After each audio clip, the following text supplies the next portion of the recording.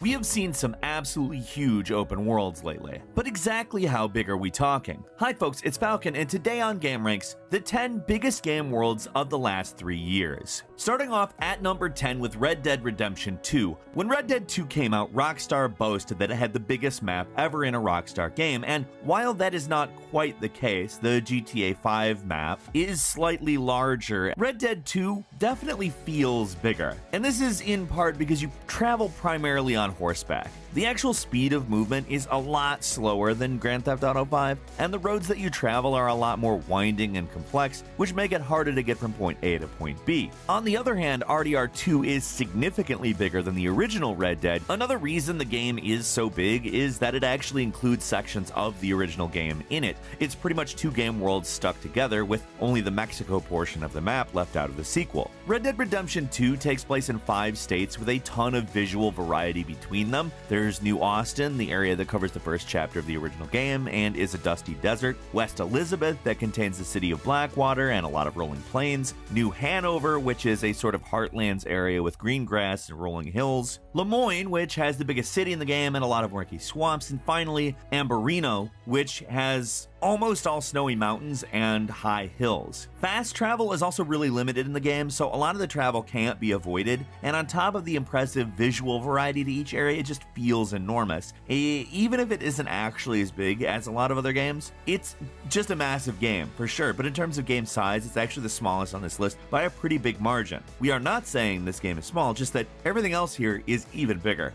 At number 9 is Cyberpunk 2077, which is between 100 and 110 square kilometers, or 39 to 42 square miles. Yeah, for a game that mostly takes place in a single city and some small areas outside of it, this game is surprisingly big. It is interesting though, because in comparison to RDR2, it feels way smaller, even if the actual square miles are bigger. Of course, a big part of that is that you have a car to roll around in. Another is that fast travel. It's easy to use, it's all over the place. And another is you're primarily moving around Night City, and that's about it. I mean, it's not like the whole city looks the same. There actually is a lot of variety in different areas, but it doesn't feel as varied as RDR2, and it doesn't actually feel like one of the biggest open worlds in the past few years, even if it actually is. But just because it doesn't feel massive doesn't mean there isn't a lot of cool stuff to see. It's pretty clearly based off of Los Angeles, and most of the stuff you'd expect to see from that city is here. There's the Hollywood Hills in North Oak, South Central with the Haywood area, downtown with the city center and Corpo Plaza.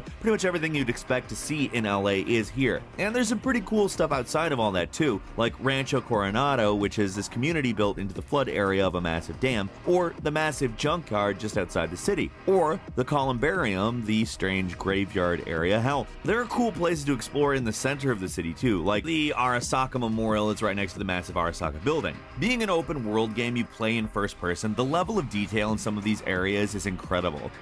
Some less incredible though. Still, Night City is a pretty cool place to explore, and it's one of the biggest open worlds of the year.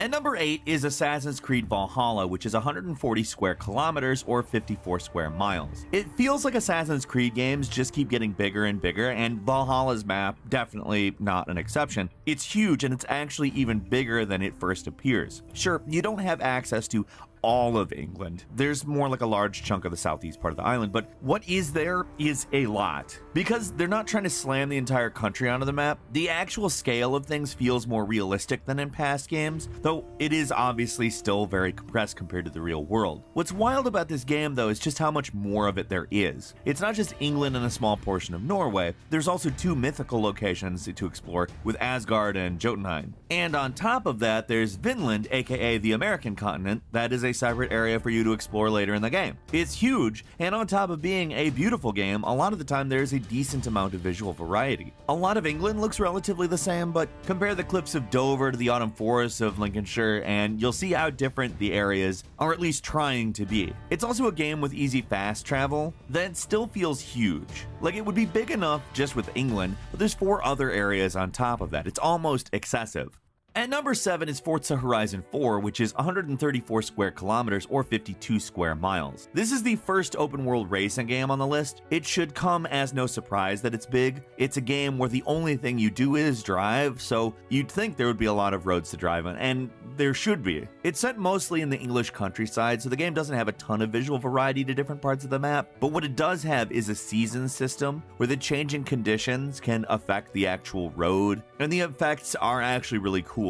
It's still mostly an arcade racing experience, but dealing with rain-slicked roads or heavy snow can still significantly affect your driving ability, and it's not all like it's just farmland either. There's places like Edinburgh and the Horizon Festival grounds to mix things up. On top of that, the game's just really good looking in general. When it comes to open world racing games, it's not the biggest world out there, but it's definitely one of the better ones. And to be frank, like racing games always have incredible graphics, Forza Horizon 4 does not break that trend. At number 6 is Assassin's Creed Odyssey, which is 90.7 square miles. We talked about Valhalla for a reason, it's huge, but Odyssey, still bigger. Being set in the entire country of Greece obviously will do that. Pretty much every major city and location is covered here. Athens, Sparta, Thebes, the list goes on. There are massive cities too, fertile valleys, rocky islands, and just about everything you would think of when you think of ancient Greece. And while the entire map is huge, there is a really important thing to keep in mind here. A lot of it is kind of just water. Taking place where it does, that is to be expected, but in comparison to some of the previous open worlds on this list, this one is a lot more empty between the major hotspots, and most of the sea areas don't really have anything substantial in them. It does make the map a lot bigger, but it is not as dense as some of the other open worlds we've talked about today, or even just some of the other open worlds, period. Still, the scale is impressive, to say the very least. The fact that you can stand on a mountain and see all of these cities you recognize from so far away is beyond cool, and honestly, it's probably one of the best vistas in a game, period.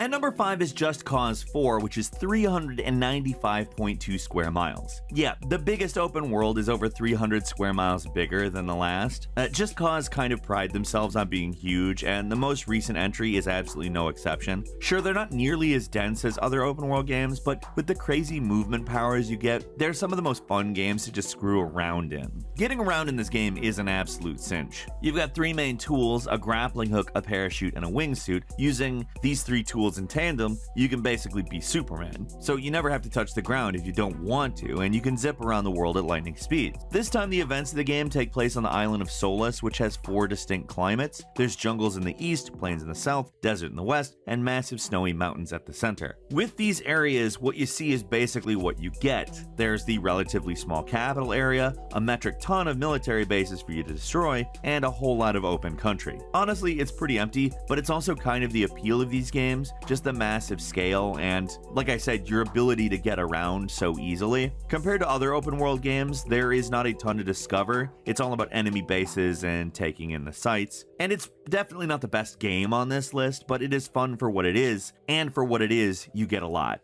At number 4 is Ghost Recon Breakpoint, which is 781 square miles. Here's actually an example of how bigger doesn't always mean better. Set on the island of Aurora, which funnily enough is significantly bigger than the entirety of Bolivia from Ghost Recon Wildlands, which is only about 170 square miles. You do your special forces thing against an army of mercenaries who have taken the place over. Looking at the map, you think there wouldn't be much visual variety, and there actually aren't a ton of different biomes or anything, but the actual locations add a lot of variety that would normally be a pretty samey world. The fact that this is an island inhabited by a tech company is really what makes this world stand out. There are a lot of cool structures to explore that aren't just run-of-the-mill, run-down military bases and like stuff that you find in other open world games. And you can see how they put a lot of work in to make these different places stand out. And the important thing to mention is that though the map is huge, a ton of it is just inaccessible water. Like, a good chunk has absolutely nothing on it, so the actual size of the playable area of the game is a lot smaller than the map. In fact, we don't really know how big that would be, but by many estimations, it's still bigger than all of Wildlands. However, the game is still kind of a mess in a lot of ways, and the open world is still kind of too big for its own good, because there's really nothing to do in between each hotspot, but if you're an explorer, there are some cool things to see.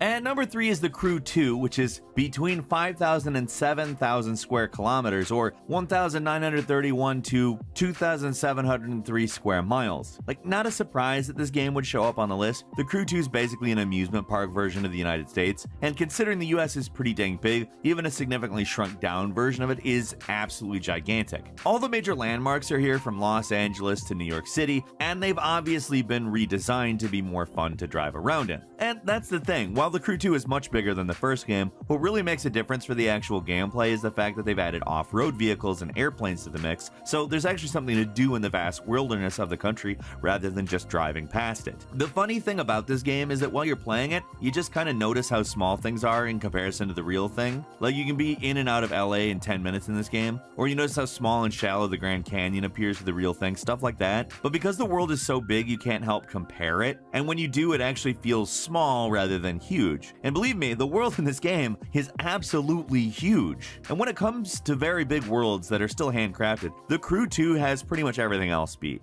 And number 2 is Atlas, which is 45,000 square kilometers, or 17.3 thousand square miles. Do you remember Atlas? Like, there was a huge amount of hype for this one before it quickly died, mostly thanks to the awesome trailer they released before launch. The actual game, though, has so little in common with the trailer that they showed.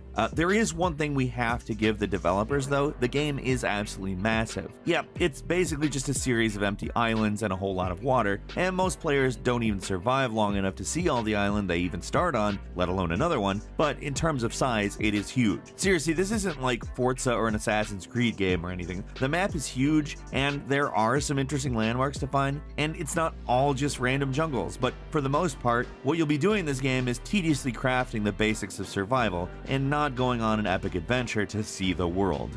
And finally, number 1 is Microsoft Flight Simulator, which is literally as big as the Earth. There's not a lot else to say about it. It is literally based on maps of the Earth. There are some weird things that happen due to the way that it bases things off big maps, but it's literally based off of big maps. It's huge, and it's accurate too. If you want to fly a plane, it's going to take you the amount of time to do anything that it actually would. There are no scale concerns. This is Earth. You are playing on Earth, our world, and that's it. And it's also actually it. That's the end of the video. Which one of these is your favorite open world to play around in? Leave us a comment, let us know what you think. If you like this video, click like. If you're not subscribed, now's a great time to do so. We upload brand new videos every day of the week. Best way to see them first, of course, is a subscription. So click subscribe and don't forget to enable all notifications. As always, we thank you very much for watching this video. I'm Falcon. You can follow me on Twitter at Falcon the Hero. We'll see you next time right here on GameRanks.